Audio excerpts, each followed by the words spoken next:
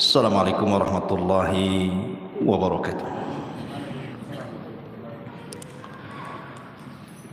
Alhamdulillah. Alhamdulillahilladzi hamdan katsiran tayyiban mubarakan fih kama yuhibbu rabbuna wa yardah. Asyhadu an la ilaha illallah wahdahu rabbi la syarika lah wa asyhadu anna Muhammadan abduhu wa rasuluhu alladzi la nabiyya ba'dah. Rabbi israh li sadri wa yassir li amri wahlul 'uqdatam min lisani yafqahu qawli, amma ba'd. Ma'asyiral muslimin wal muslimat yang dimuliakan Allah Subhanahu wa taala.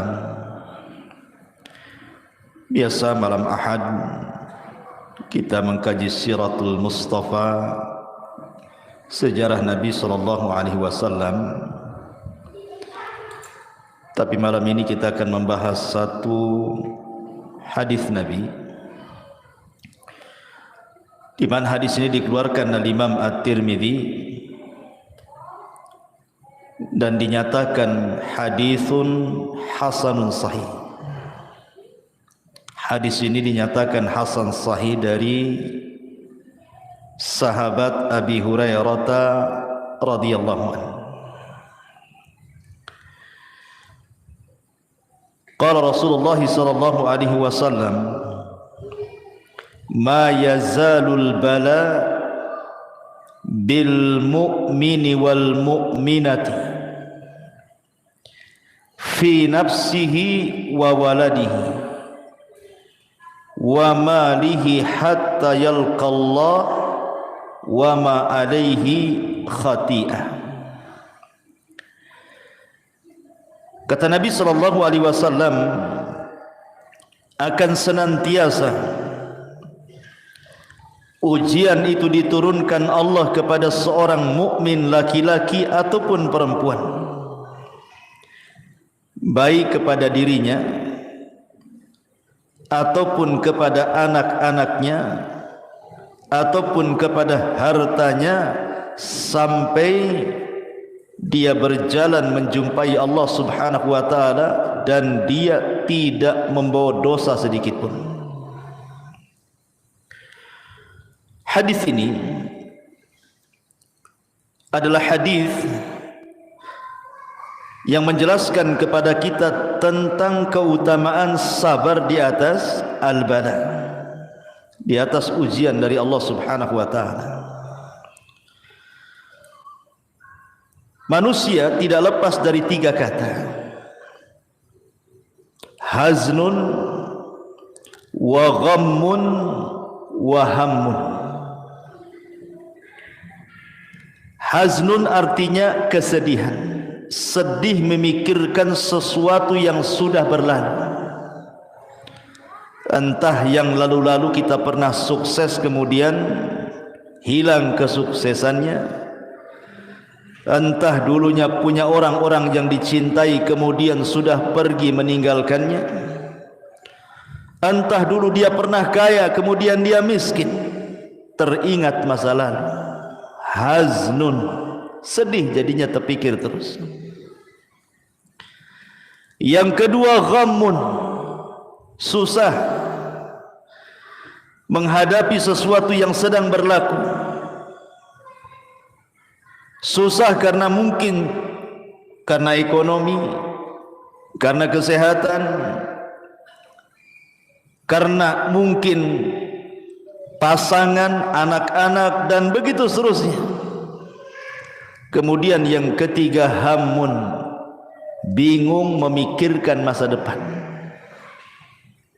Jadi manusia tidak lepas dari tiga perkara ini: sedih memikirkan yang sudah berlalu, susah memikirkan yang sedang berlaku, bingung memikirkan yang akan terjadi masa depan. Manusia tidak lepas dari tiga perkara. Kalau tidak sedih, stres. Kalau tidak stres, susah. Itulah manusia. Ya. Ma'asyiral muslimin yang dimuliakan Allah Subhanahu wa taala, Nabi Ya'qub alaihi salatu wassalam, ketika datang 10 anaknya merayu dirinya untuk membawa Nabi Yusuf bermain ke tempat yang jauh, Ya'qub tidak memberi izin waktu itu. Tetapi dengan berbagai macam alasan, akhirnya 10 anak Ya'qub ini berhasil merayu ayahnya sehingga membawa Nabi Yusuf.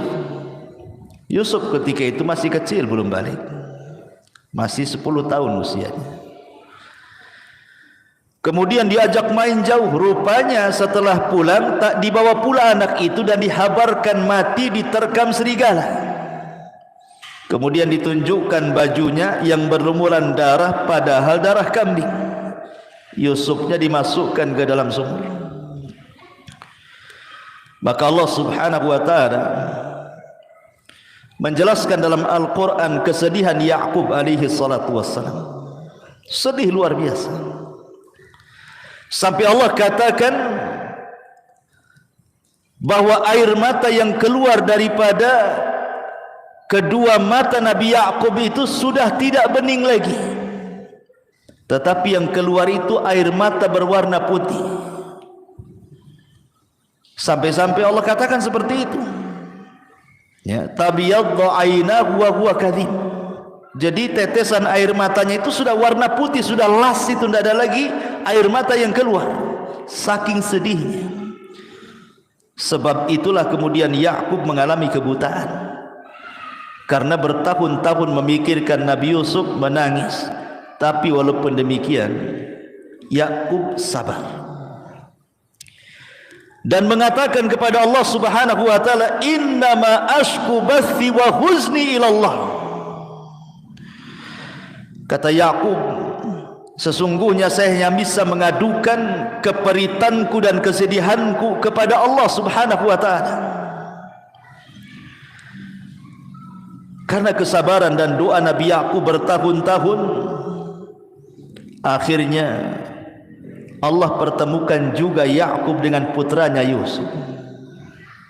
Bahkan dalam kisah Israiliyat, kesedihan Ya'qub ini sampai Allah utus malaikat Jibril dan mengatakan, ya Ya'qub, kalau seandainya putramu Yusuf itu mati, pasti Allah akan hidupkan kembali, untuk menghibur Nabi Ya'qub. Terkadang kesedihan itu melanda kepada seorang nabi, tetapi yang kita contoh bukan kesedihannya, bagaimana dia menghadapi kesedihannya, sabar dan terus mengadukan kepada Allah Subhanahu wa taala. Karena begini ma'asyiral muslimin, kalau kita lihat di masyarakat, ada orang-orang yang tidak tahan apabila ditimpa musibah, contoh umpamanya sakit yang berkepanjangan, setahun tak sembuh, 2 tahun tak sembuh, 10 tahun tak sembuh. Akhirnya apa? Merasa merepotkan orang lain, dia pun berangan-angan ingin mati pula dia. Banyak orang kayak gitu. Daripada saya merepotkan orang, mati sajalah. Atau mungkin orang yang dicintainya mati, dia punya anak si mata wayang mati, dia pun ingin mati juga. Ada juga yang seperti itu tuh. Padahal ketika pamannya Nabi SAW, Abbas ibn Abdul Muttalib, detik-detik wafatnya itu sedang sakit parah. Abbas itu sedang sakit parah. Nabi berusaha untuk menghibur di sampingnya.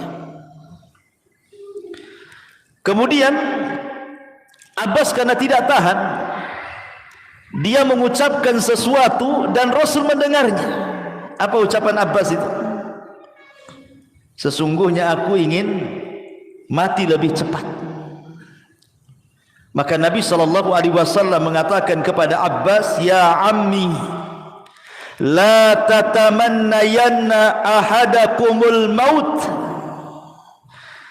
Tidak boleh salah seorang di antara kalian berangan-angan untuk mati. Rasul mengatakan kepada Abbas, tidak boleh orang itu berangan-angan ingin mati, tidak boleh. Bidhurrin asabahu, dengan madarat apapun yang menimpanya. Tidak boleh, dilarang, haram. Seorang pengen mati itu. Apa alasannya? Kata Nabi, imma muhsinan fala'allahu yazdad, wa imma musian fala'allahu yasta'tib.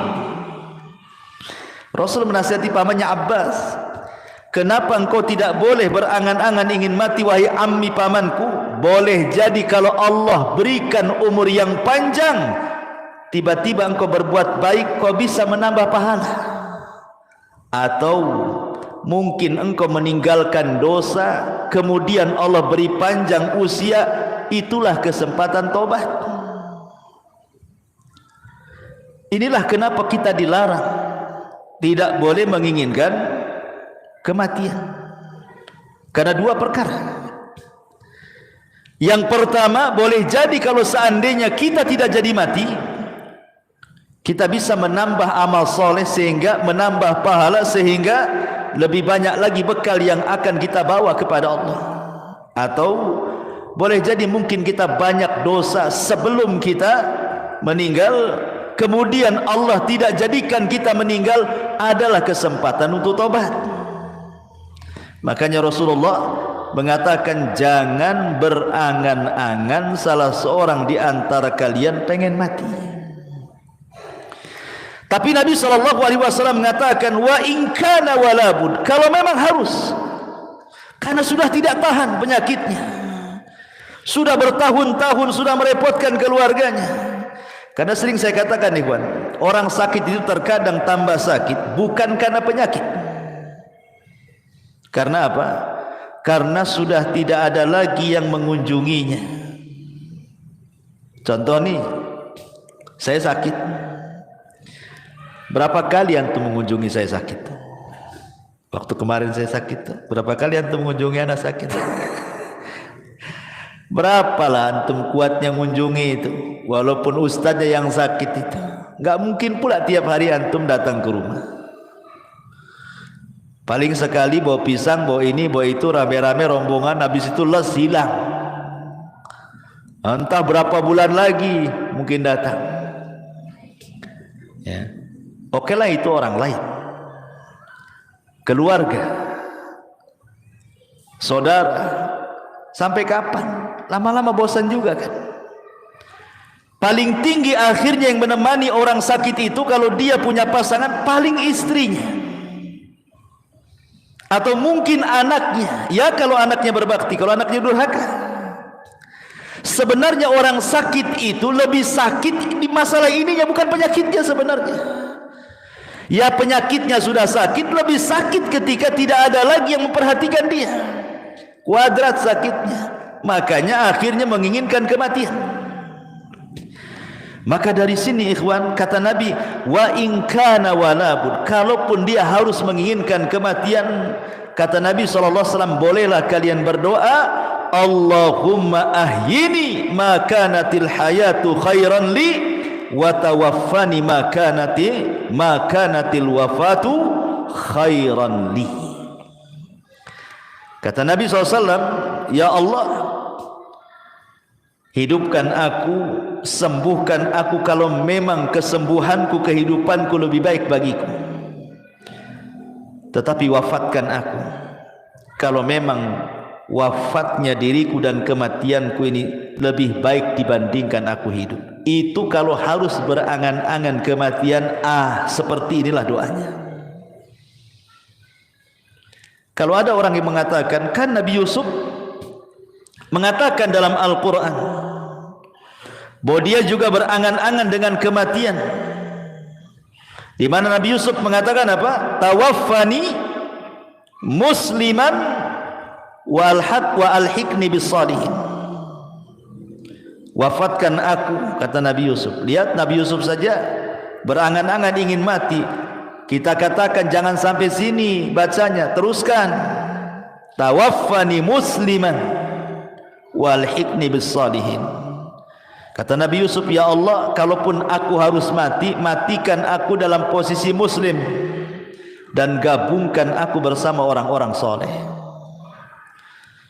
Artinya bahwa Nabi Yusuf bukan berangan-angan ingin mati, tapi kalau harus mati gitu maksudnya, maka matikan aku dalam posisi muslim dan libatkan aku dengan orang-orang saleh, persis seperti firman Allah Subhanahu wa taala, ya ayyuhalladzina amanu taqullaha haqqa tuqati wa la tamutunna illa wa antum muslimun. Wahai orang-orang yang beriman, bertakwalah kepada Allah dengan sebenar-benar takwa dan janganlah kalian mati kecuali dalam posisi kalian muslim. Karena kalau meninggal dalam posisi muslim, ada kesempatan masuk surga walaupun Allah takdirkan masuk neraka. Tapi kalau mati kafir, tidak ada kesempatan lagi masuk surga. Makanya kita meminta kepada Allah agar jangan sampai mati kecuali muslim, menyembah Allah sebagaimana Nabi Yaqub alaihi salatu wassalam. Allah katakan, am kuntum syuhada idh hadara Yaqub al-maut idh qala li banihi ma ta'buduna min ba'di qalu na'budu ilahaka wa ilaha abaika Ibrahim wa Ismail wa Ishaq ilaha wahida wa nahnu lahu muslimun. Ya. Ketika Yakub sedang sakaratul maut, dipanggillah anak-anaknya. Kemudian Yakub berwasiat, wahai anakku, apa yang kalian akan sembah sepeninggalku? Maka anak-anaknya mengatakan, wahai ayahku, kami akan sembah Tuhanmu dan Tuhan bapamu Ibrahim, Ismail, Ishak, itulah Tuhan yang esa. Wa nahnu lahu muslimun, dan kami senantiasa lahu kepada Allah muslimun, berserah diri. Kami muslim. Ma'asyiral muslimin yang dimuliakan Allah Azza wa Jalla, intinya bahwa di sini Allah Subhanahu wa taala ingin mengatakan bahwa begitulah sifat seorang muslim kalau ditimpa musibah. Jangan pernah berangan-angan dengan sebuah kematian. Kalaupun harus berangan-angan, bercita-citalah mati dalam posisi Islam. Ini bala yang pertama, bala kepada diri sendiri. Jadi kalau Allah takdirkan, Allah berikan bala kepada diri sendiri, jangan sampai berangan-angan kematian. Tidak boleh. Ya. Ma'asyiral muslimin yang dimuliakan Allah Azza wa Jalla, dahulu di zaman Rasul ada wanita namanya Ummu Sa'ib. Ada wanita namanya Ummu Sa'ib. Ummu Sa'ib ini kena penyakit humma. Humma itu demam, panas, kepalanya sakit. Ya, dan kita sering mengalami kan, kepalanya kok sakit kan, atau demam gitu kan. Jadi dia sampai mengaduh-ngaduh. Aduh bahasa kita. Ya. Jadi Nabi SAW ketika lewat kepada Ummu Sa'ib bertanya, malaka ya Ummu Sa'ib, ada apa dengan kau ya Ummu Sa'ib? Kenapa engkau mengerung seperti ini? Maka Ummu Sa'ib mengatakan, qalat humma la barakatallah, katanya, penyakit humma, demam wahai Rasul, semoga Allah tidak berkahi penyakit itu. Apa kata Rasul? Ya Ummu Sa'ib, la tasubbil humma, jangan celak penyakit demam. Nabi melarang, tidak boleh mencela penyakit di sini. Enggak boleh kalau antum lagi sakit kepala jangan dicela. Demam tak boleh, kata Rasulullah, tasubbil humma, jangan cela penyakit kepala. Demam, meriang jangan. Kenapa?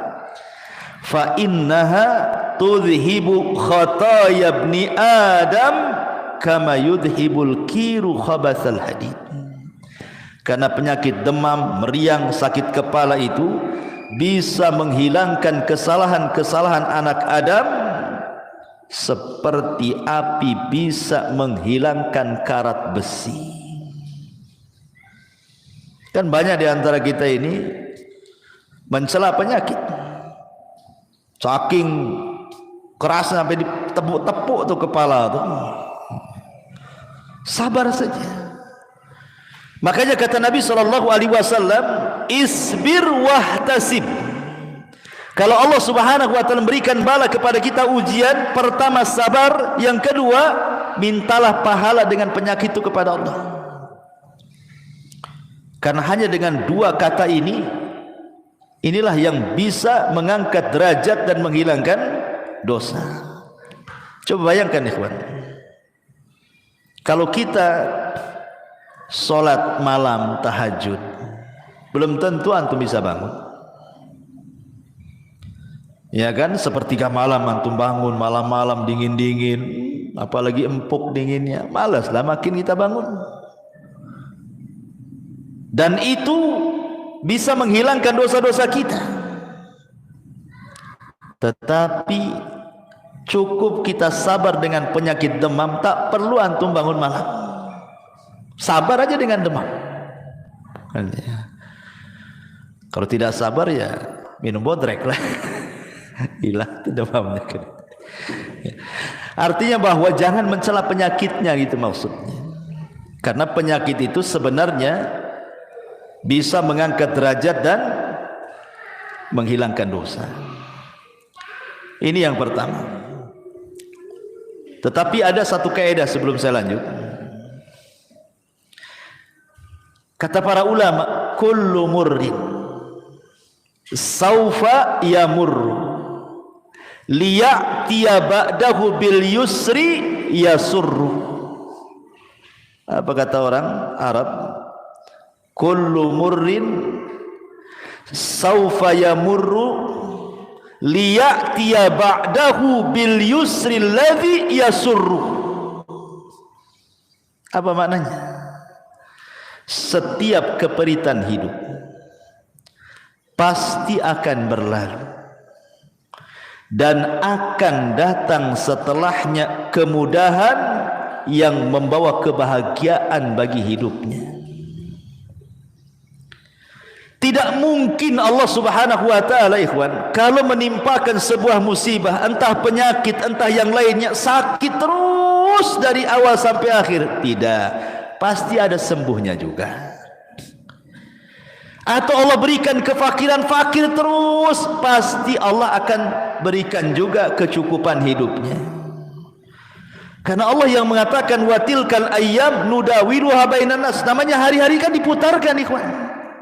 Makanya sering saya katakan, saya, Anda, siapapun, pasti dalam hidup kita mengalami kesulitan yang rasanya kita tidak bisa keluar dari kesulitan itu. Kiamatlah sudah. Tapi seiringnya waktu, sudah lupalah keperitan yang pernah antum rasakan dulu itu. Sekarang antum bisa tersenyum, tertawa, bahkan tak ingat pun keperitan yang sudah antum lalui dulu. Siapa yang menghilangkan kalau bukan karena Allah? Karena setiap kesulitan itu Allah datangkan dua kemudahan. Inna ma'al usri yusran. Inna ma'al usri yusran. Ketika Allah menyebutkan kalimat al-usri menggunakan alif lam.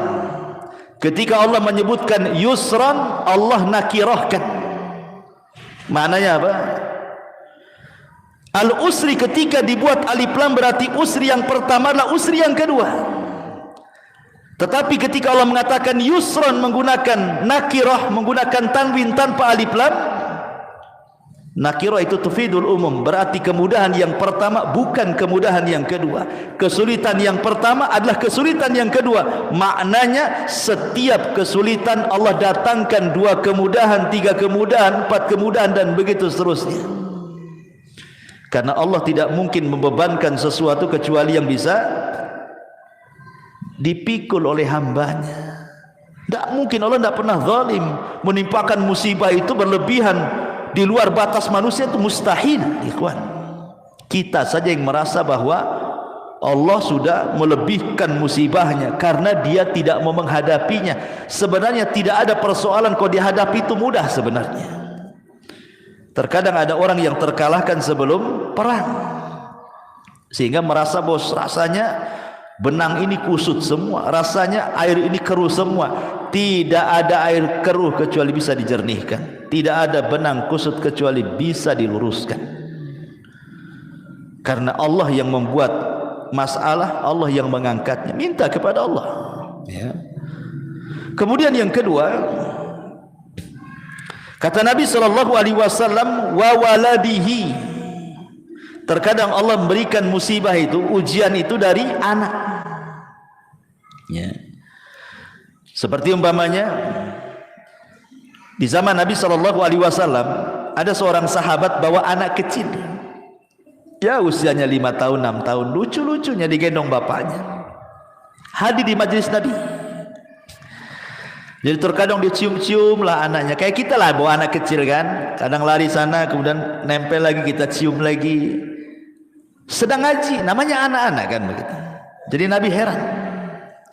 Kata Nabi SAW, atuhibbuhu ya fulan. Kau suka ya, kau cinta dengan anak. Maka orang ini mengatakan, ya Rasulullah, ahabbaqallahu kama uhibbuhu. Sebagaimana Allah fitrahkan kepadaku, aku mencintai engkau, begitulah kecintaanku kepada anakku ini. Setelah beberapa hari, orang yang bawa anak, yang mencium-cium anaknya di majelis Nabi, yang sangat mencintai anaknya sama dengan mencintai Rasul itu, enggak pernah hadir lagi. Jadi Nabi bertanyalah, mana fulan, aina fulan, mana fulan itu yang kemarin bawa anak itu? Kok enggak pernah hadir lagi? Kemana dia? Akhirnya dicari-cari berita, rupanya dia tidak hadir lagi di majelis taklim karena dia dirundung kesedihan. Anak si mata wayangnya itu yang suka dibawa di majelis taklim itu rupanya meninggal dunia. Sedihlah dia, enggak tahan dengan kesedihannya sehingga tidak sanggup melangkahkan kaki ke majelis Nabi. Akhirnya kemudian Nabi SAW datang ke rumahnya, berusaha menghibur, takziah. Kemudian kata Nabi SAW, ya fulan, bagaimana kalau Allah berikan dua pilihan kepadamu? Allah hidupkan anakmu, wa tumatti' bihi, dan engkau bersenang-senang dengan anakmu di dunia. Atau kata Nabi SAW, atau anta'tiya baban min abwabil jannah illa wajadtahu yantadiruka. Atau yang kedua, engkau dapati anakmu yang sudah meninggal, tiba-tiba dia berdiri di pintu sorga dan dia sedang menunggumu. Milih mana? Milih Allah hidupkan kembali anakmu, engkau bersenang-senang sebatas di dunia dan di akhirat kau tidak dapat apa-apa, ataukah anakmu kau ikhlaskan dia meninggal, kau sabar, mintalah pahala, tapi nanti dia akan berdiri di pintu sorga, akan menunggu dirimu dan akan menarik kamu ke dalam sorga. Milih mana? Kata Rasulullah. Akhirnya anak muda ini mengatakan,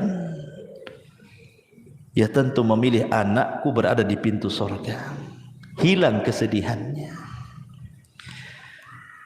Makanya suatu ketika Allah Subhanahu wa ta'ala dalam hadis qudsi bertanya kepada para malaikat pencabut nyawa. Allah Subhanahu wa ta'ala mengatakan kepada para malaikat itu, aqabadtum walada abdi. Hei malaikat-malaikatku, apakah engkau sudah mencabut nyawa anak dari hambaku? Kata malaikat pencabut nyawa, na'am ya Rasul, tentu wahai na'am ya Rabb, tentu ya Rabb. Maka Allah mengatakan, aqabadtum thamrata fuadi, apakah yang kau cabut itu anak si mata wayang dia yang dia sangat mencintainya? Maka malaikat ini mengatakan, na'am ya Rabb, iya wahai Rabb.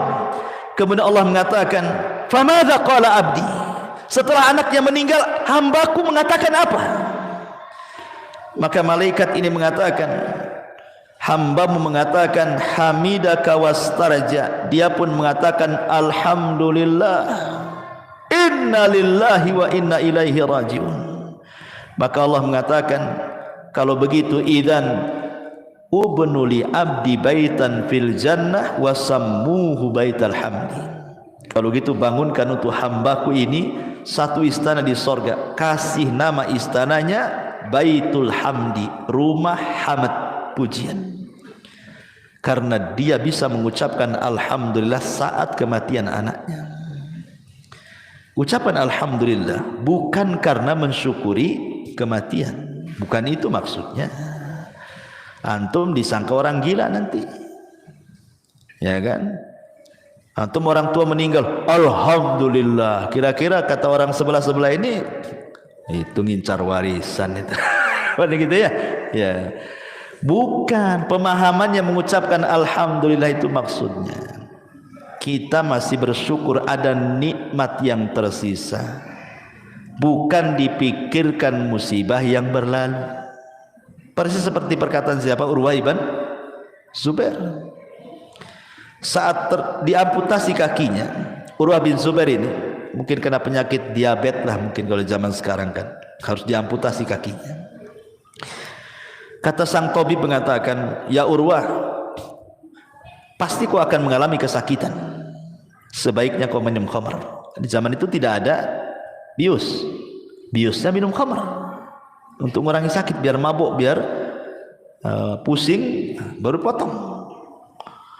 Kata Urwah kepada tabib dokternya, enggak, saya enggak akan minum khamar. Coba bayangkan kalau aku minum khamar, kemudian kau potong kakiku, tiba-tiba aku mati, itu sama dengan aku mati di atas khamar, katanya. Kata dokter, enggak ada cara lain harus seperti itu masalahnya. Kata Urwah, gini saja, berikan kesempatan aku berwudu, kemudian aku sholat 2 rakaat. Saat aku sholat itulah potong kakiku, katanya. Nanti sakit, tidak apa-apa. Seandainya aku mati saat kau potong kakiku saat sholat, berarti aku mati di saat aku sholat. Daripada aku mati di saat aku mabuk, milih mana? Akhirnya sholat dia. Pas sholat dipotong kakinya betul.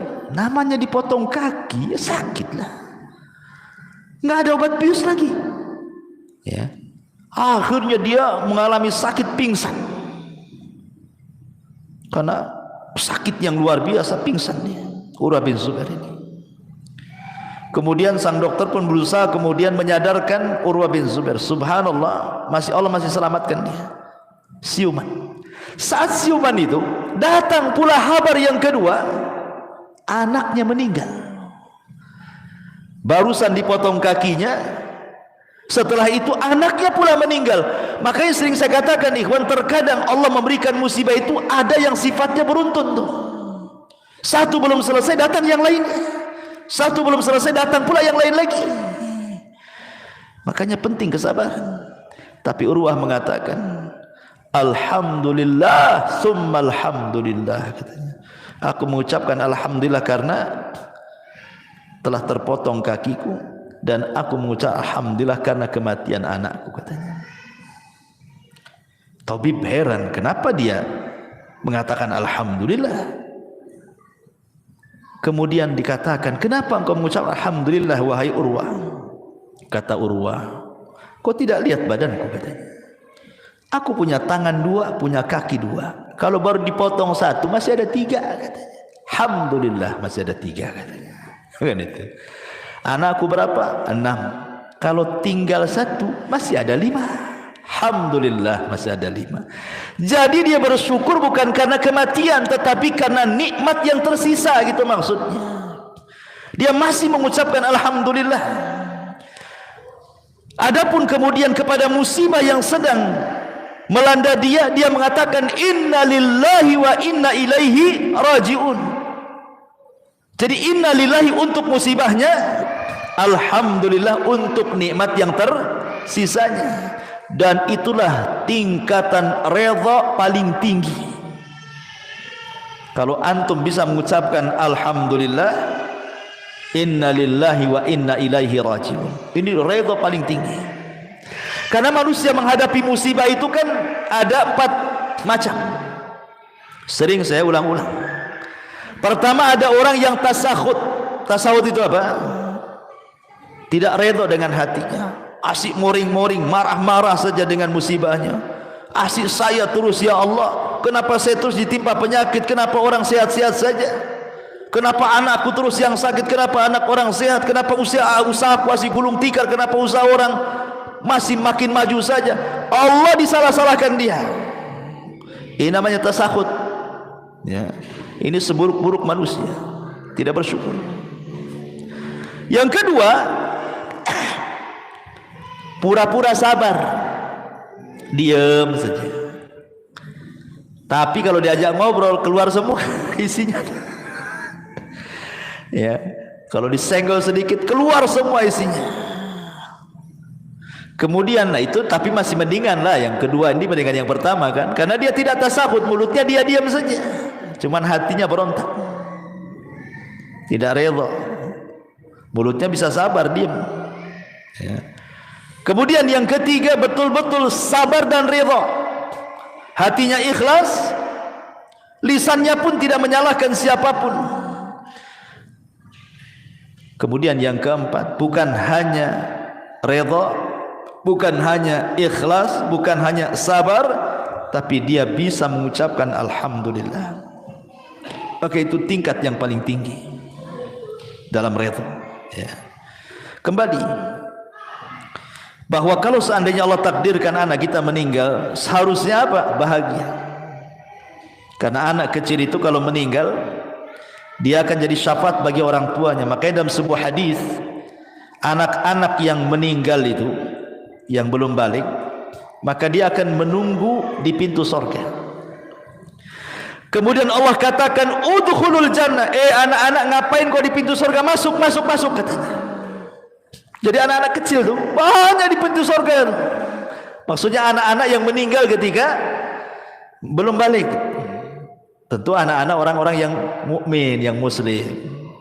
Kalau anak kafir, kafir tidak bisa dapat syafaat. Ya. Jadi anak-anak itu di pintu-pintu surga Allah mengatakan, udkhulul jannah, masuk, masuk kalian ke dalam surga. Tiba-tiba anak-anak itu mengatakan, la ya Rabb, hatta yadkhulu abauna wa ummahatuna. Tidak ya Rabb, sampai kami bawa bapak-bapak kami dan ibu-ibu kami. Enggak mau masuk anak-anak itu. Ya.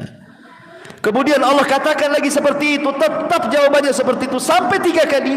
Akhirnya Allah mengatakan, udkhulul jannah antum wa abaukum wa ummahatukum, katanya. Ya sudah kalau gitu masuk ke surga, ajak bapak ibu masukkan sekalian, katanya. Subhanallah. Ya. Jadi Allah Subhanahu wa taala kalau takdirkan ada ujian kepada anak kita meninggal dunia, maka sabarlah dan ihtisablah mengharap pahala Allah. Bukankah Nabi SAW diuji juga kan, anaknya meninggal kan? Qasim meninggal di waktu bayi, Abdullah meninggal di waktu bayi, Ibrahim pula meninggal di waktu bayi. Tiga-tiganya putra Nabi meninggal di waktu bayi.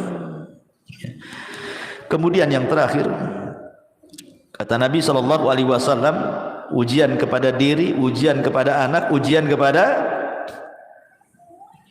harta. Terkadang ada orang itu diuji dengan kefakiran, hartanya diludeskan, fakir dia. Dan ini juga terkadang membuat stres manusia kan. Jangankan lagi orang memang nggak pernah kaya, orang kaya fakir saja kepikiran. Tetapi di sini dari sisi akidahnya ikhwan, sebelum saya jelaskan yang ketiga, ada sisi akidah yang penting. Ada di antara manusia ketika diberikan ujian yang berat oleh Allah Azza wa Jalla tidak sabar, akhirnya kemudian apa? Mengadu nasib. Kemana? Ke dukun. Ada orang tidak tahan sakit karena sudah lama sakit. Kemudian adalah bisikan dari tetangganya, oh datanglah ke itu paranormal anu tuh, itu bisa nyembuhkan loh, udah banyak terbukti. Setan datang. Akhirnya menggoda, walaupun di awalnya muwahhid pun tergoda juga. Karena enggak tahan sakit, enggak apalah, bawalah ke dukun yang penting sembuh. Nah, itu kan banyak yang seperti itu. Karena kalau orang sudah sakit parah, sudah merasa menyusahkan orang, dia akan berusaha mencari jalan apapun caranya. Karena biasanya orang yang sakit seperti ini setan lebih dekat dibandingkan malaikat. Ataupun orang-orang yang bangkrut usahanya, orang-orang yang gulung tikar, orang-orang yang miskin, orang-orang yang lemah iman, mereka mengadu nasib kepada siapa? Datang ke paranormal. Ikhwan, sering saya katakan, manusia itu punya alam sendiri. Jin dan syaitan punya alam sendiri. Binatang punya alam sendiri. Kita tahu bahwa dukun itu kerjasama dengan alam jin. alam syaitan. Dan tidak ketemu alam-alam ini. Antara alam jin, alam manusia dengan alam binatang itu nggak akan ketemu. Bagaimanapun antum lintas alam nggak akan ketemu. Contoh, kita lihat di YouTube ada harimau nerkam kijang. Karena itu mangsanya makanannya langsung dikoyak dimakan. Antum mau lintas hewan, beli ayam di pasar, tidak digoreng, langsung dimakan mentah-mentah. Bisa antum kayak gitu? Beda. Memang binatang seperti itu. Antum nggak mungkin lintas binatang niru-niru kan? Ya. Sebagaimana binatang punya alam sendiri, memang dia caranya begitu makannya. Kita beda lah.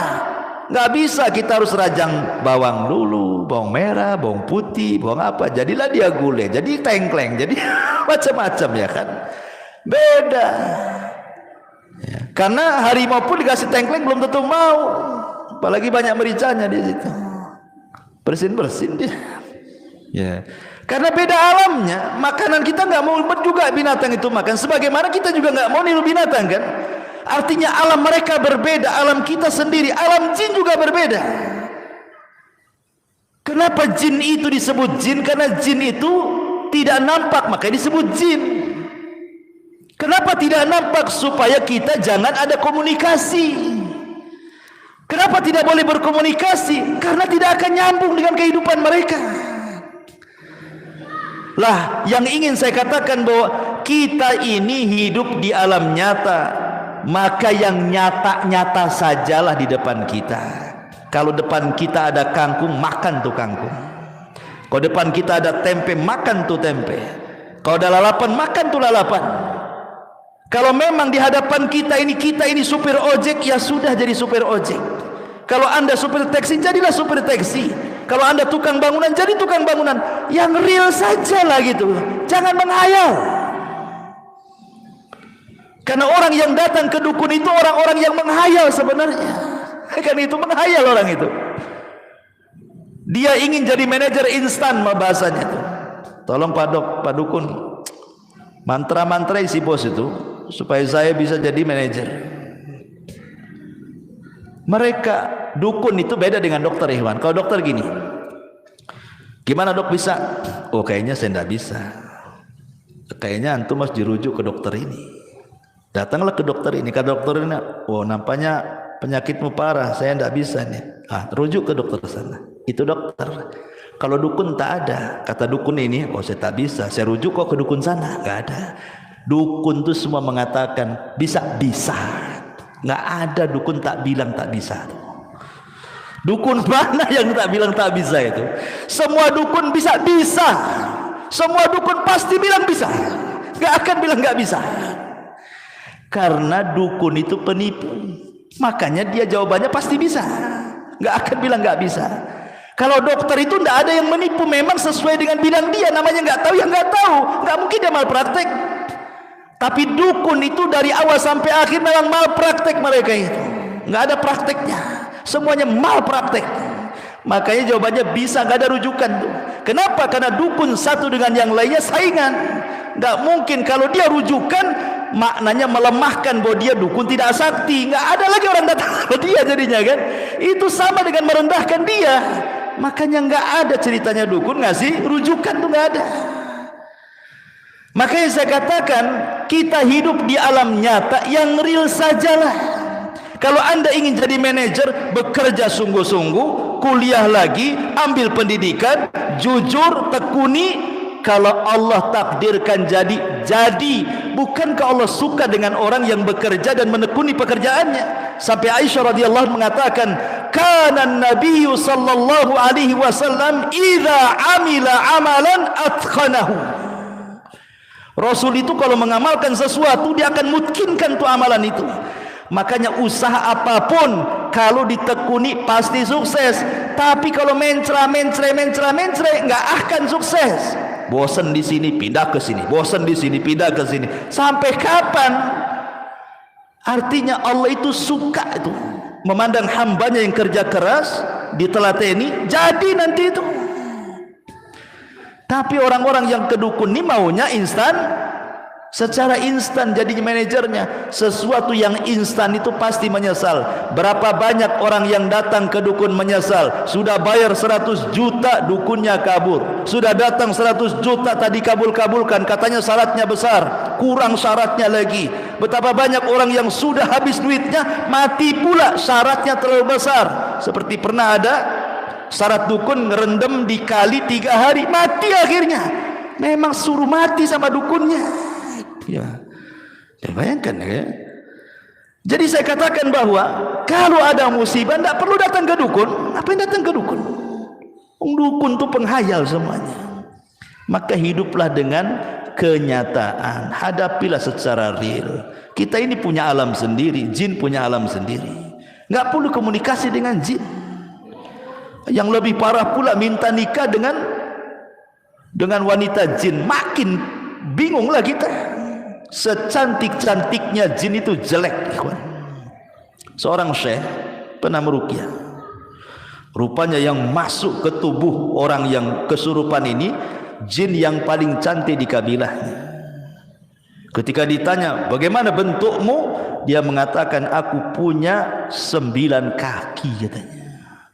Itu jin yang paling cantik itu, kakinya 9. Kira-kira nih antum dijodohkan dengan model paling cantik, bukan jin, manusia, tapi kakinya 3, disebut cap kaki 3. Kira-kira mau nggak antum? Ini nih betul-betul model cantik, tapi kaki 3. Saya kira mikir antum, walaupun cantik, apalagi jin. Kalau kakinya sudah 9 bukan manusia, gurita itu namanya. Itu sudah jadi sotong itu. Jadi ma'asyiral muslimin yang dimuliakan, nggak akan ketemu alam manusia dengan jin itu. Jadi nggak perlu lintas alam tuh. Makanya ngapain coba orang datang ke dukun mau lintas alam gaib, dipercepat jadi manajer, jadi ini, jadi itu, cepat kaya. Itu semua hayalan. Makanya kalau saya katakan berbicara soal masalah ujian, musibah dan begitu seterusnya, hadapilah kenyataan yang ada di depan kita. Itulah hadapi kenyataan seperti itu. Kalau memang Allah takdirkan masih miskin, berdoa, bekerja, kan begitu. Tidak perlu datang ke sana kemari. Anda miskin datang ke dukun, makin miskin lah. Karena uangnya habis sama dukun, kan itu. Miskin kuadrat namanya. Ya. Taib. Jadi ujian yang ketiga adalah ujian kepada harta. Ujian harta ini 2, bisa kaya, bisa miskin. Dua-duanya ujian. Justru kaya itu ujian lebih berat lagi, karena soalannya 2, dari mana kau dapat, kemana kau belanjakan. Kalau orang miskin mau ditanya dari mana kau dapat, kemana kau belanjakan, aku tak dapat, macam mana mau belanja, katanya kan. Nggak bisa dia. Kalau orang kaya sibuk dua-duanya tuh. Dari mana? Oh iya, hasil ini hasil itu, kemana kan kau tuh? 2 soalan. Makanya kalau kita bicara tentang harta, ada orang itu satu, cara carinya halal, cara membelanjakannya halal, berkahlah hartanya. Karena bisa menjawab 2 soalan. Yang kedua, cara kerjanya halal, dibelanjakannya haram. Capek dia kerja, 1 bulan dia banting tulang keras, terus bekerja, keringat bercucuran, sudah gajian 1 bulan untuk berzina, untuk hura-hura, poya-poya dan begitu seterusnya. Maka dia tidak selamat dari pertanyaan yang kedua, tapi selamat dari pertanyaan yang pertama. Dari mana harta? Selamatlah antum. Kemanakan harta? Tak selamat antum. Ya. Yang ketiga, caranya haram. Caranya haram, rampok, ya, mendustai orang, mengambil hak orang, tapi disumbangkan ke masjid, ke anak yatim. Berarti di sini yang membelanjakannya benar, ya kan? Caranya yang salah. Gimana ceritanya kalau yang seperti ini? Tetap dua-duanya ditanya. Dari mana dan kemana? Dua-duanya kena dia. Kenapa? Karena niat baik menyumbang itu tidak cukup. Kalau cara dari awal itu salah. Kenapa? Innallaha thayyibun la yaqbalu illa thayyiba. Allah itu baik, tidak menerima kecuali yang baik. Tapi yang paling parah yang keempat, caranya sudah salah, dibelanjakan pula untuk yang salah. Dapat uang dari togel untuk masang togel. Togel ke togel namanya, ya kan? Itu kuadrat, ya kan? Atau dapat uang dari judi untuk berzina, untuk minum khamar, untuk ini. Udah enggak berkah tuh hidupnya. Ya. Intinya ikhwatu fillah muliakan Allah Azza wa Jalla. Sebelum saya tutup, sudah malam juga. Ada firman Allah Azza wa Jalla surah Zuhruf ayat 32. Allah mengatakan, "Ahum yaqsimuna rahmat rabbik. Nahnu qasamna bainahum ma'isyatahum fil hayatid dunya wa rafa'na ba'dahum fawqa ba'din darajat liyattakhidha ba'duhum ba'dan sukhriyah wa rahmatu rabbika khairun mimma yajma'un." Apakah mereka yang membagi-bagi rahmat Tuhanmu? Kamilah yang menentukan penghidupan mereka dalam kehidupan dunia, dan kami telah meninggikan sebagian mereka atas sebagian yang lain. Maksudnya ada kaya dan miskin. Untuk apa? Supaya sebagian mereka memanfaatkan sebagian yang lainnya. Kalau semua kaya, siapa yang mau bekerja? Orang kaya tak mau bekerja. Kalau semua miskin, tak ada yang mau bekerja juga. Mau gajinya pakai apa? Ketika ada orang kaya, ada orang miskin, berarti saling menghajatkan. Orang miskin butuh orang kaya untuk gajinya, orang kaya butuh orang miskin, butuh tenaganya. Disitulah saling memanfaatkan. Sehingga orang kaya tidak boleh sombong dengan kekayaannya, karena anda berhajat kepada orang fakir. Orang fakir harus tetap tawadu, tidak perlu sombong juga, karena anda juga butuh uang dari orang kaya. Artinya bahwa kaya miskin sama saja di sini, saling berhajatkan, membutuhkan satu dengan yang lainnya. Barulah stabil kehidupan manusia itu. Karena kata Allah Subhanahu wa taala, "Lau basatallahu rizqa li ibadihi labaghaw fil ardi." Ada sebagian hamba-hamba Allah, ikhwan, kalau Allah berikan kekayaan makin kufur dia. Tapi ada sebagian hamba-hamba Allah, kalau Allah miskinkan makin kufur dia. Jadi ada orang-orang yang terus dimiskinkan oleh Allah, ada orang-orang yang terus dikayakan oleh Allah. Hikmahnya apa? Karena ada sebagian hamba Allah yang Allah cintai ini, dia kaya, kalau dibuat miskin nanti dia kufur. Ada sebagian hamba Allah yang beriman, yang mencintai Allah itu, dia miskin, sengaja Allah miskinkan. Kalau dia kaya, nanti dia kufur. Karena ada kaidah, al-bala tudzakiruka minallahi khairun minan naimi tunsika minallahi azza wa jalla. Seseorang di atas ujian tapi bisa mengingatkan kita kepada Allah jauh lebih baik dibandingkan antum bergelimang dengan kenikmatan tapi melupakan Allah Subhanahu wa taala. Catat ini. Antum diberikan ujian oleh Allah, tapi dengan ujian itu mengingatkan antum kepada Allah, itu lebih baik dibandingkan antum di atas kenikmatan tetapi melupakan Allah Subhanahu wa taala. Jangan-jangan itu istidraj saja.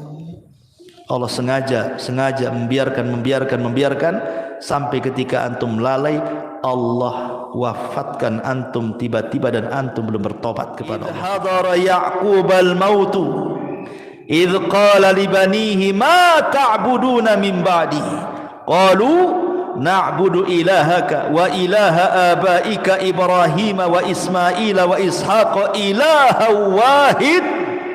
ilaha wahida wa nahnu lahu muslimun. Ya. Ketika Yakub sedang sakaratul maut, dipanggillah anak-anaknya. Kemudian Yakub berwasiat, "Wahai anakku, apa yang kalian akan sembah sepeninggalku?" Maka anak-anaknya mengatakan, "Wahai ayahku, kami akan sembah Tuhanmu dan Tuhan bapamu Ibrahim, Ismail, Ishak, itulah Tuhan yang esa. Wa nahnu lahu muslimun, dan kami senantiasa lahu kepada Allah muslimun, berserah diri. Kami muslim. Ma'asyiral muslimin yang dimuliakan Allah Azza wa Jalla, intinya bahwa di sini Allah Subhanahu wa taala ingin mengatakan bahwa begitulah sifat seorang muslim kalau ditimpa musibah. Jangan pernah berangan-angan dengan sebuah kematian. Kalaupun harus berangan-angan, bercita-citalah mati dalam posisi Islam. Ini bala yang pertama, bala kepada diri sendiri. Jadi kalau Allah takdirkan, Allah berikan bala kepada diri sendiri, jangan sampai berangan-angan kematian. Tidak boleh. Ya. Ma'asyiral muslimin yang dimuliakan Allah Azza wa Jalla, dahulu di zaman Rasul ada wanita namanya Ummu Sa'ib. Ada wanita namanya Ummu Sa'ib. Ummu Sa'ib ini kena penyakit humma. Humma itu demam, panas, kepalanya sakit.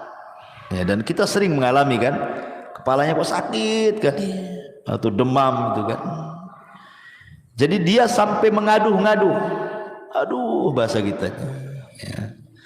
Jadi Nabi SAW ketika lewat kepada Ummu Sa'ib bertanya, "Malaka ya Ummu Sa'ib? Ada apa dengan kau ya Ummu Sa'ib? Kenapa engkau mengerung seperti ini?"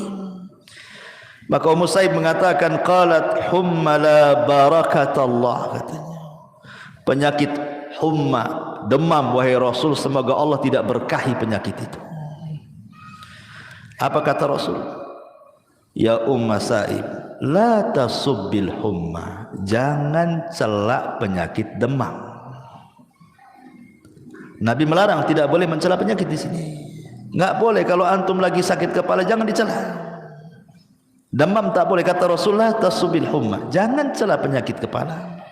Demam, meriang jangan. Kenapa? Fa innaha tudhibu khataya ibni Adam kama yudhibul kiru khabathal hadid. Karena penyakit demam, meriang, sakit kepala itu bisa menghilangkan kesalahan-kesalahan anak Adam seperti api bisa menghilangkan karat besi. Kan banyak di antara kita ini mencela penyakit, saking keras sampai ditepuk-tepuk tuh kepala tuh. Sabar saja. Makanya kata Nabi SAW, isbir wahtasib. Kalau Allah Subhanahu wa taala memberikan bala kepada kita ujian, pertama sabar, yang kedua mintalah pahala dengan penyakit itu kepada Allah. Karena hanya dengan dua kata ini, inilah yang bisa mengangkat derajat dan menghilangkan dosa.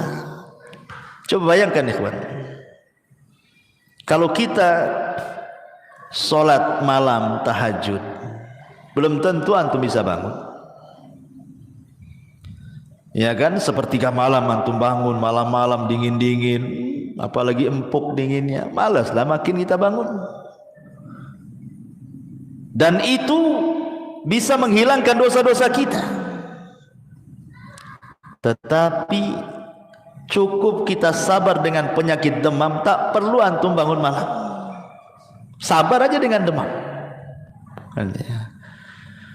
Kalau tidak sabar ya minum bodrek lah. Hilang demamnya. Artinya bahwa jangan mencela penyakitnya, gitu maksudnya. Karena penyakit itu sebenarnya bisa mengangkat derajat dan menghilangkan dosa. Ini yang pertama. Tetapi ada satu kaidah sebelum saya lanjut. Kata para ulama, kullu murrin saufa yamurru liya'tiya ba'dahu bil yusri yasurru. Apa kata orang Arab? Kullu murrin saufa yamurru liya'tiya ba'dahu bil yusri alladhi yasurru. Apa maknanya?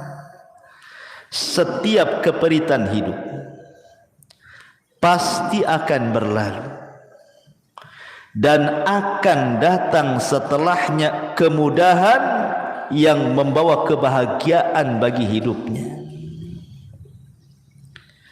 Tidak mungkin Allah Subhanahu wa taala, ikhwan, kalau menimpakan sebuah musibah, entah penyakit, entah yang lainnya, sakit terus dari awal sampai akhir. Tidak, pasti ada sembuhnya juga. Atau Allah berikan kefakiran, fakir terus, pasti Allah akan berikan juga kecukupan hidupnya. Karena Allah yang mengatakan wa tilkal ayyam nudawiluha bainan nas. Namanya hari-hari kan diputarkan, ikhwan. Makanya sering saya katakan, saya, Anda, siapapun, pasti dalam hidup kita mengalami kesulitan yang rasanya kita tidak bisa keluar dari kesulitan itu. Kiamatlah sudah. Tapi seiringnya waktu, sudah lupalah keperitan yang pernah antum rasakan dulu itu. Sekarang antum bisa tersenyum, tertawa, bahkan tak ingat pun keperitan yang sudah antum lalui dulu. Siapa yang menghilangkan kalau bukan karena Allah? Karena setiap kesulitan itu Allah datangkan dua kemudahan.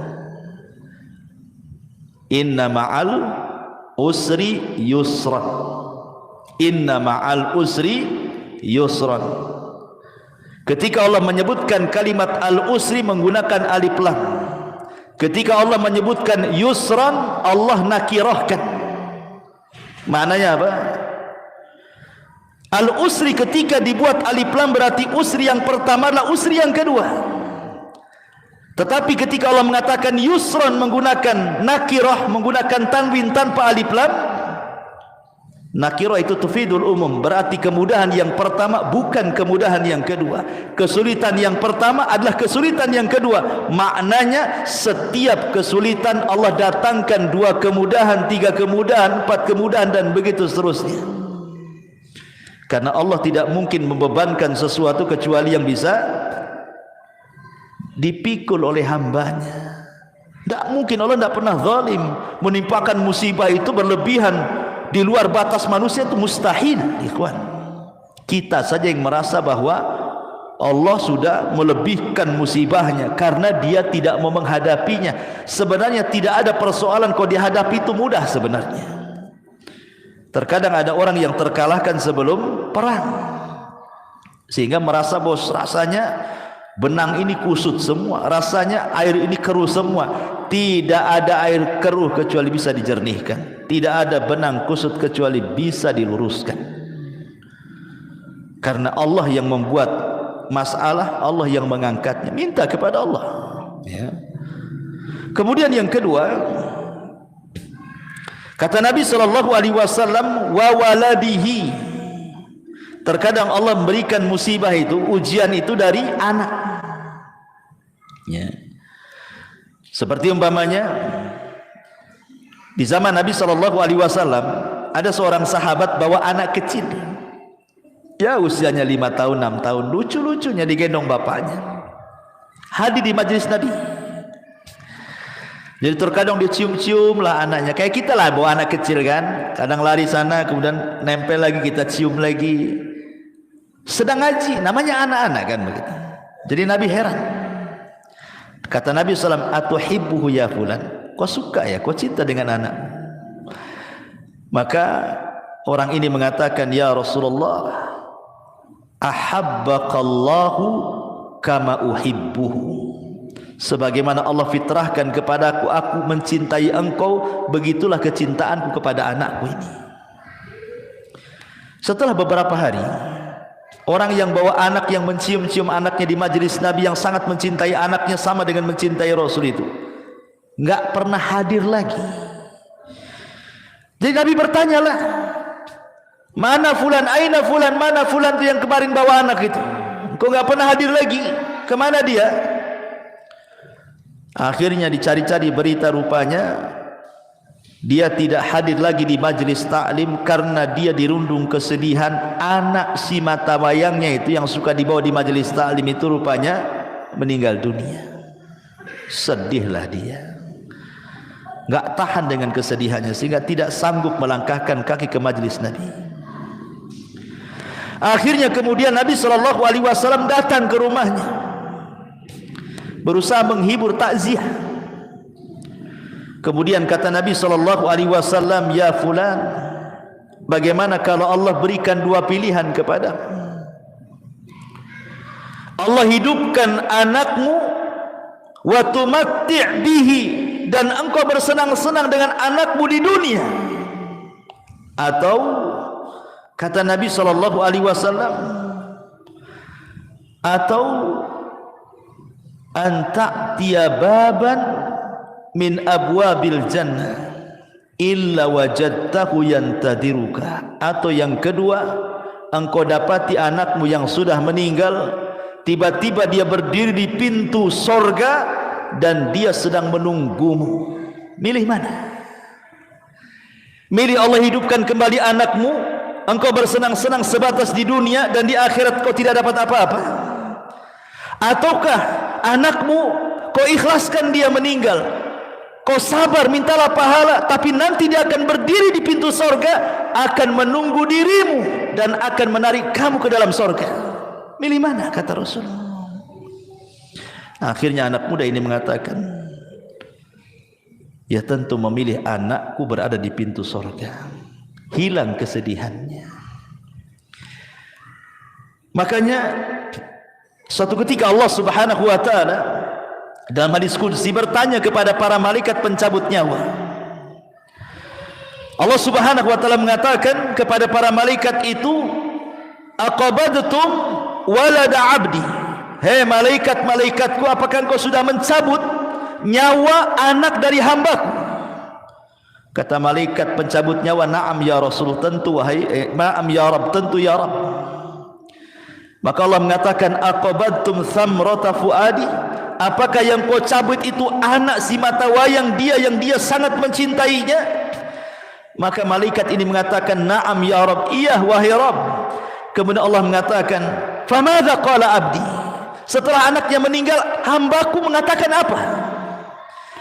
Maka malaikat ini mengatakan, hambamu mengatakan hamidaka wastarja, dia pun mengatakan alhamdulillah, inna lillahi wa inna ilaihi rajiun. Maka Allah mengatakan, kalau begitu idzan ubnu li abdi baitan fil jannah wa sammuhu baital hamdi. Kalau gitu bangunkan untuk hambaku ini satu istana di sorga, kasih nama istananya Baitul Hamdi, rumah hamd, pujian, karena dia bisa mengucapkan alhamdulillah saat kematian anaknya. Ucapan alhamdulillah bukan karena mensyukuri kematian, bukan itu maksudnya. Antum disangka orang gila nanti, ya kan? Antum orang tua meninggal, alhamdulillah, kira-kira kata orang sebelah-sebelah ini itu ngincar warisan itu. Mana gitu ya? Ya.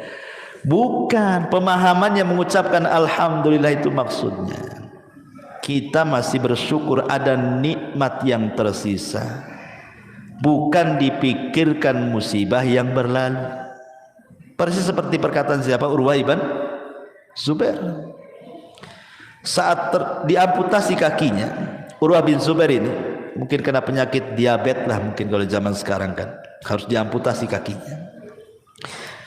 Kata sang tabib mengatakan, ya Urwah, pasti kau akan mengalami kesakitan, sebaiknya kau minum khamr. Di zaman itu tidak ada bius, biusnya minum khamr untuk mengurangi sakit, biar mabuk, biar pusing, baru potong. Kata Urwah kepada tabib dokternya, enggak, saya enggak akan minum khamr. Coba bayangkan kalau aku minum khamr, kemudian kau potong kakiku, tiba-tiba aku mati, itu sama dengan aku mati di atas khamr, katanya. Kata dokter, enggak ada cara lain harus seperti itu masalahnya. Kata Urwah, gini saja, berikan kesempatan aku berwudu, kemudian aku sholat 2 rakaat. Saat aku sholat itulah potong kakiku, katanya. Nanti sakit, tidak apa-apa. Seandainya aku mati saat kau potong kakiku saat sholat, berarti aku mati di saat aku sholat. Daripada aku mati di saat aku mabuk, milih mana? Akhirnya sholat dia. Pas sholat dipotong kakinya, betul. Namanya dipotong kaki, ya sakit lah. nggak ada obat bius lagi. Ya. Akhirnya dia mengalami sakit pingsan. Karena sakit yang luar biasa, pingsan dia, Urwah bin Zubair ini. Kemudian sang dokter pun berusaha kemudian menyadarkan Urwah bin Zubair. Subhanallah, Allah masih selamatkan dia. Siuman. Saat siuman itu datang pula kabar yang kedua, anaknya meninggal. Barusan dipotong kakinya, setelah itu anaknya pula meninggal. Makanya sering saya katakan, ikhwan, terkadang Allah memberikan musibah itu ada yang sifatnya beruntun tuh. Satu belum selesai datang yang lain, satu belum selesai datang pula yang lain lagi. Makanya penting kesabaran. Tapi Urwah mengatakan, alhamdulillah summa alhamdulillah, katanya. Aku mengucapkan alhamdulillah karena telah terpotong kakiku, dan aku mengucap alhamdulillah karena kematian anakku, katanya. Tabib heran, kenapa dia mengatakan alhamdulillah? Kemudian dikatakan, kenapa engkau mengucap alhamdulillah wahai Urwah? Kata Urwah, kau tidak lihat badanku, katanya. Aku punya tangan dua, punya kaki dua. Kalau baru dipotong satu masih ada tiga, katanya. Alhamdulillah masih ada tiga, katanya. Kan itu. Anakku berapa? 6. Kalau tinggal satu masih ada 5. Alhamdulillah masih ada 5. Jadi dia bersyukur bukan karena kematian, tetapi karena nikmat yang tersisa, gitu maksudnya. Dia masih mengucapkan alhamdulillah. Adapun kemudian kepada musibah yang sedang melanda dia, dia mengatakan inna lillahi wa inna ilaihi rajiun. Jadi inna lillahi untuk musibahnya, alhamdulillah untuk nikmat yang tersisanya. Dan itulah tingkatan redha paling tinggi. Kalau antum bisa mengucapkan alhamdulillah, inna lillahi wa inna ilaihi rajiun, ini redha paling tinggi. Karena manusia menghadapi musibah itu kan ada 4 macam. Sering saya ulang-ulang. Pertama, ada orang yang tasakhut. Tasakhut itu apa? Tidak redha dengan hatinya, asik moring-moring, marah-marah saja dengan musibahnya. Asik saya terus, ya Allah, kenapa saya terus ditimpa penyakit? Kenapa orang sehat-sehat saja? Kenapa anakku terus yang sakit? Kenapa anak orang sehat? Kenapa usahaku masih gulung tikar? Kenapa usaha orang masih makin maju saja? Allah disalah-salahkan dia. Ini namanya tasakhut. Ya, ini seburuk-buruk manusia, tidak bersyukur. Yang kedua, pura-pura sabar, diam saja. Tapi kalau diajak ngobrol keluar semua isinya. Ya, kalau disenggol sedikit keluar semua isinya. Kemudian itu tapi masih mendingan lah yang kedua ini dibandingkan yang pertama kan, karena dia tidak tasakhut, mulutnya dia diam saja, cuman hatinya berontak, tidak redha. Mulutnya bisa sabar, diam. Ya. Kemudian yang ketiga, betul-betul sabar dan redha, hatinya ikhlas, lisannya pun tidak menyalahkan siapapun. Kemudian yang keempat, bukan hanya redha, bukan hanya ikhlas, bukan hanya sabar, tapi dia bisa mengucapkan alhamdulillah. Maka itu tingkat yang paling tinggi dalam redha. Ya. Kembali bahwa kalau seandainya Allah takdirkan anak kita meninggal, seharusnya apa? Bahagia. Karena anak kecil itu kalau meninggal, dia akan jadi syafaat bagi orang tuanya. Makanya dalam sebuah hadis, anak-anak yang meninggal itu, yang belum balik, maka dia akan menunggu di pintu surga. Kemudian Allah katakan, udkhulul jannah, anak-anak ngapain kau di pintu surga? Masuk, masuk, masuk, katanya. Jadi anak-anak kecil tuh banyak di pintu surga. Maksudnya anak-anak yang meninggal ketika belum balik. Tentu anak-anak orang-orang yang mukmin, yang muslim. Kalau anak kafir, kafir tidak bisa dapat syafaat. Ya. Jadi anak-anak itu di pintu-pintu surga Allah mengatakan, udkhulul jannah, masuk kalian ke dalam surga. Tiba-tiba anak-anak itu mengatakan, la ya Rabb, hatta yadkhulu abauna wa ummahatuna, tidak ya Rabb, sampai kami bawa bapak-bapak kami dan ibu-ibu kami. Enggak mau masuk anak-anak itu. Ya.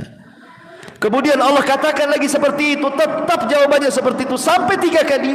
Akhirnya Allah mengatakan, udkhulul jannah antum wa abaukum wa ummahatukum, katanya. Ya sudah kalau gitu masuk ke surga, ajak bapak ibu masukkan sekalian, katanya. Subhanallah. Ya. Jadi Allah Subhanahu wa taala kalau takdirkan ada ujian kepada anak kita meninggal dunia, maka sabarlah dan ihtisablah mengharap pahala Allah. Bukankah Nabi SAW diuji juga kan? Anaknya meninggal kan? Qasim meninggal di waktu bayi, Abdullah meninggal di waktu bayi, Ibrahim pula meninggal di waktu bayi. Tiga-tiganya putra Nabi meninggal di waktu bayi. Kemudian yang terakhir, kata Nabi SAW, ujian kepada diri, ujian kepada anak, ujian kepada harta. Terkadang ada orang itu diuji dengan kefakiran, hartanya diludeskan, fakir dia. Dan ini juga terkadang membuat stres manusia kan. Jangankan lagi orang memang nggak pernah kaya, orang kaya fakir saja kepikiran. Tetapi di sini dari sisi akidahnya ikhwan, sebelum saya jelaskan yang ketiga, ada sisi akidah yang penting. Ada di antara manusia ketika diberikan ujian yang berat oleh Allah Azza wa Jalla tidak sabar, akhirnya kemudian apa? Mengadu nasib. Kemana? Ke dukun. Ada orang tidak tahan sakit karena sudah lama sakit. Kemudian adalah bisikan dari tetangganya, oh datanglah ke itu paranormal anu tuh, itu bisa nyembuhkan loh, udah banyak terbukti. Setan datang. Akhirnya menggoda, walaupun di awalnya muwahhid pun tergoda juga. Karena nggak tahan sakit, gak apalah, bawalah ke dukun, yang penting sembuh. Nah, itu kan banyak yang seperti itu. Karena kalau orang sudah sakit parah, sudah merasa menyusahkan orang, dia akan berusaha mencari jalan apapun caranya. Karena biasanya orang yang sakit seperti ini, setan lebih dekat dibandingkan malaikat. Ataupun orang-orang yang bangkrut usahanya, orang-orang yang gulung tikar, orang-orang yang miskin, orang-orang yang lemah iman, mereka mengadu nasib kepada siapa? Datang ke paranormal. Ikhwan, sering saya katakan, manusia itu punya alam sendiri. Jin dan syaitan punya alam sendiri. Binatang punya alam sendiri. Kita tahu bahwa dukun itu kerjasama dengan alam jin, alam syaitan. Dan tidak ketemu alam-alam ini. Antara alam jin, alam manusia dengan alam binatang itu nggak akan ketemu. Bagaimanapun antum lintas alam nggak akan ketemu. Contoh, kita lihat di YouTube ada harimau nerkam kijang. Karena itu mangsanya, makanannya langsung dikoyak dimakan. Antum mau lintas hewan, beli ayam di pasar, tidak digoreng, langsung dimakan mentah-mentah. Bisa antum kayak gitu? Beda. Memang binatang seperti itu. Antum nggak mungkin lintas binatang niru-niru kan? Ya. Sebagaimana binatang punya alam sendiri, memang dia caranya begitu makannya. Kita beda lah. Nggak bisa kita harus rajang bawang dulu, bawang merah, bawang putih, bawang apa. Jadilah dia gulai, jadi tengkleng, jadi macam-macam ya kan? Beda ya. Karena harimau pun dikasih tengkleng belum tentu mau, apalagi banyak mericanya di situ, bersin-bersin dia ya. Karena beda alamnya. Makanan kita nggak mau juga binatang itu makan, sebagaimana kita juga nggak mau niru binatang kan. Artinya alam mereka berbeda, alam kita sendiri, alam jin juga berbeda. Kenapa jin itu disebut jin? Karena jin itu tidak nampak, makanya disebut jin. Kenapa tidak nampak? Supaya kita jangan ada komunikasi. Kenapa tidak boleh berkomunikasi? Karena tidak akan nyambung dengan kehidupan mereka. Lah, yang ingin saya katakan bahwa kita ini hidup di alam nyata, maka yang nyata-nyata sajalah di depan kita. Kalau depan kita ada kangkung, makan tuh kangkung. Kalau depan kita ada tempe, makan tuh tempe. Kalau ada lalapan, makan tuh lalapan. Kalau memang di hadapan kita ini supir ojek, ya sudah jadi supir ojek. Kalau Anda supir taksi, jadilah supir taksi. Kalau Anda tukang bangunan, jadi tukang bangunan. Yang real saja lah gitu. Jangan menghayal. Karena orang yang datang ke dukun itu orang-orang yang menghayal sebenarnya. Kan itu menghayal orang itu. Dia ingin jadi manajer instan bahasanya tuh. Tolong Pak Dukun, mantra-mantra isi bos itu supaya saya bisa jadi manajer. Mereka dukun itu beda dengan dokter, Ikhwan. Kalau dokter gini, gimana dok bisa? Oh kayaknya saya tidak bisa. Kayaknya antum harus dirujuk ke dokter ini. Datanglah ke dokter ini. Kata dokter ini, oh nampaknya penyakitmu parah, saya tidak bisa nih. Rujuk ke dokter sana. Itu dokter. Kalau dukun tak ada. Kata dukun ini, oh saya tak bisa, saya rujuk kok ke dukun sana. Gak ada.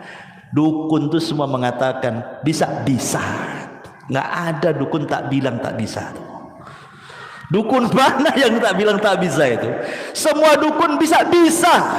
Semua dukun pasti bilang bisa. Nggak akan bilang nggak bisa. Karena dukun itu penipu. Makanya dia jawabannya pasti bisa. Nggak akan bilang nggak bisa. Kalau dokter itu nggak ada yang menipu. Memang sesuai dengan bilang dia. Namanya nggak tahu yang nggak tahu. Nggak mungkin dia malpraktek.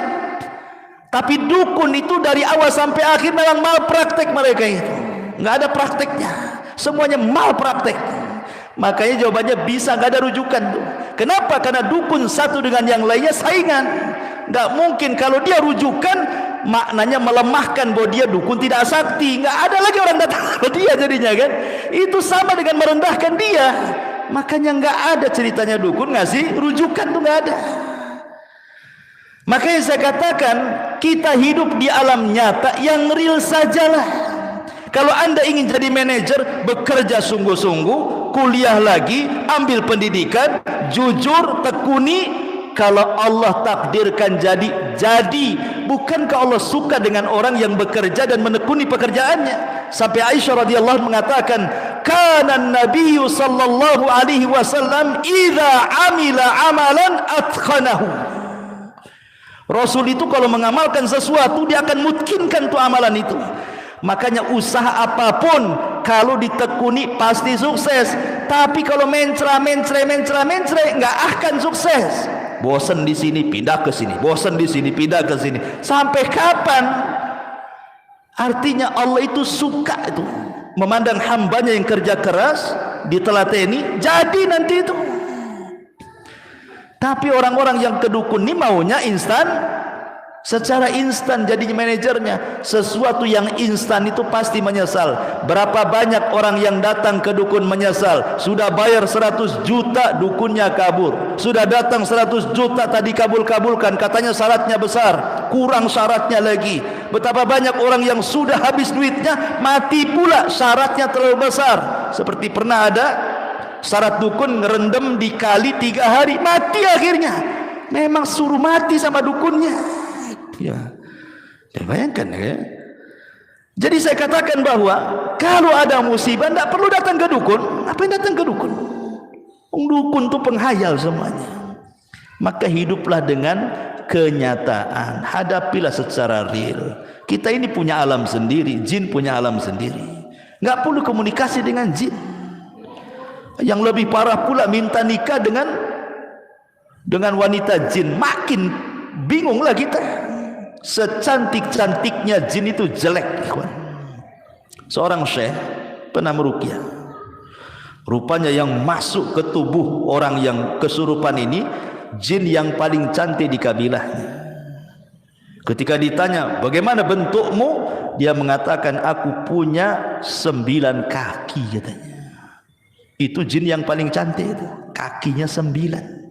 Kira-kira nih antum dijodohkan dengan model paling cantik, bukan jin, manusia, tapi kakinya 3, disebut cap kaki 3. Kira-kira mau nggak antum? Ini nih betul-betul model cantik, tapi kaki 3.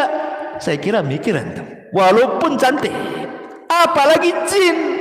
Kalau kakinya sudah 9 bukan manusia, gurita itu namanya. Itu sudah jadi sotong itu. Jadi ma'asyiral muslimin yang dimuliakan, enggak akan ketemu alam manusia dengan jin itu. Jadi enggak perlu lintas alam tuh.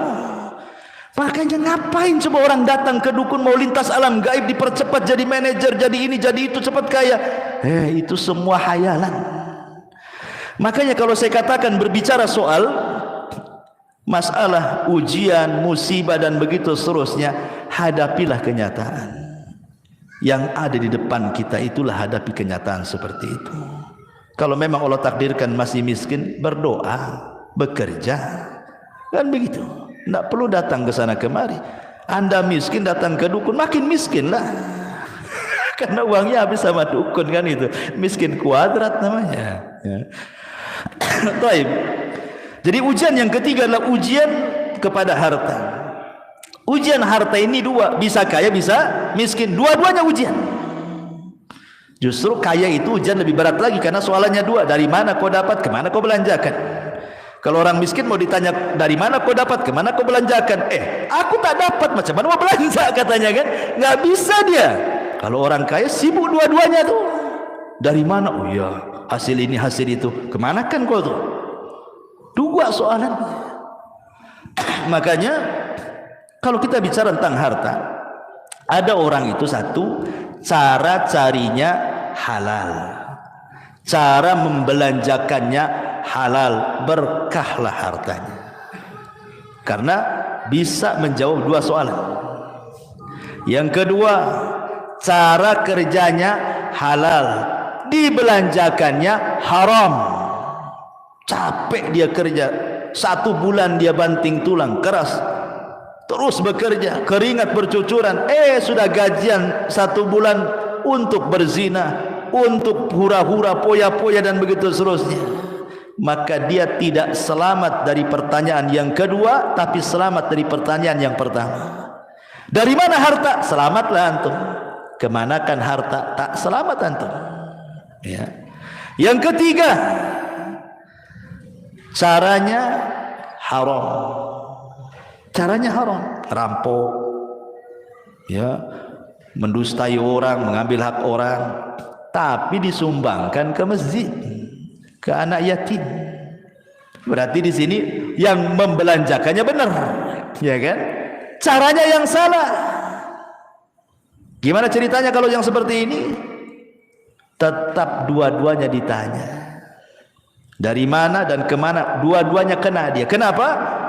Karena niat baik menyumbang itu tidak cukup kalau cara dari awal itu salah. Kenapa? Innallaha thayyibun la yaqbalu illa thayyiba. Allah itu baik, tidak menerima kecuali yang baik. Tapi yang paling parah yang keempat, caranya sudah salah, dibelanjakan pula untuk yang salah. Dapat uang dari togel untuk masang togel. Togel ke togel namanya, ya kan? Itu kuadrat, ya kan? Atau dapat uang dari judi untuk berzina, untuk minum khamar, untuk ini. Udah, nggak berkah tuh hidupnya. Ya. Intinya ikhwatu fillah muliakan Allah Azza wa Jalla. Sebelum saya tutup, sudah malam juga. Ada firman Allah Azza wa Jalla surah Zuhruf ayat 32. Allah mengatakan, "Ahum yaqsimuna rahmata rabbik.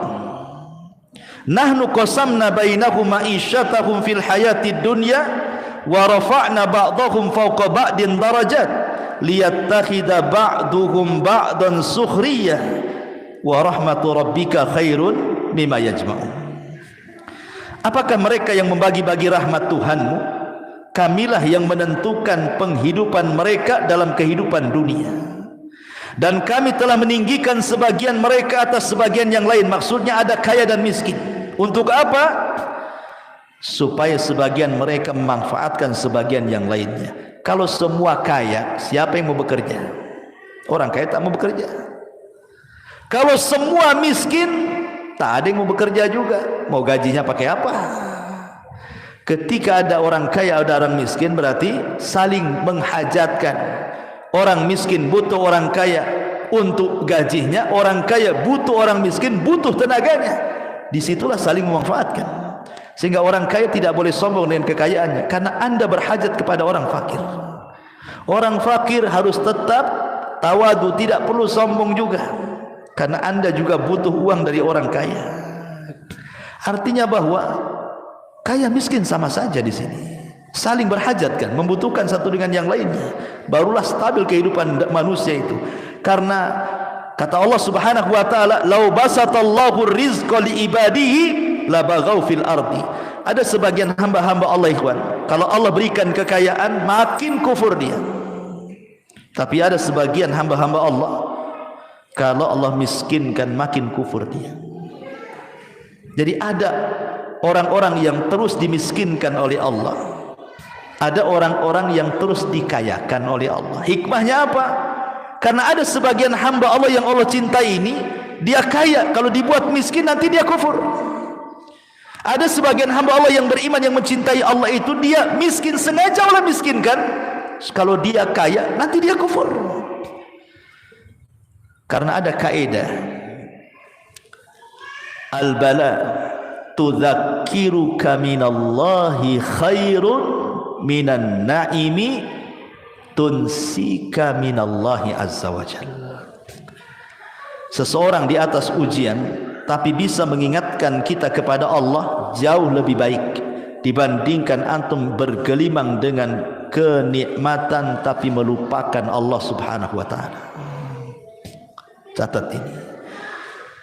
Antum diberikan ujian oleh Allah, tapi dengan ujian itu mengingatkan antum kepada Allah, itu lebih baik dibandingkan antum di atas kenikmatan tetapi melupakan Allah Subhanahu wa taala. Jangan-jangan itu istidraj saja.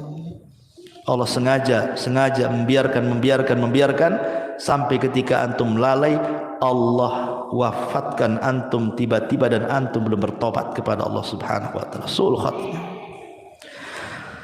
Baik, saya kira ini saja. Subhanallah bihamdika, asyhadu an la ilaha illa anta, astaghfiruka wa atubu ilaik. Allahu ta'ala alam. Assalamualaikum warahmatullahi wabarakatuh.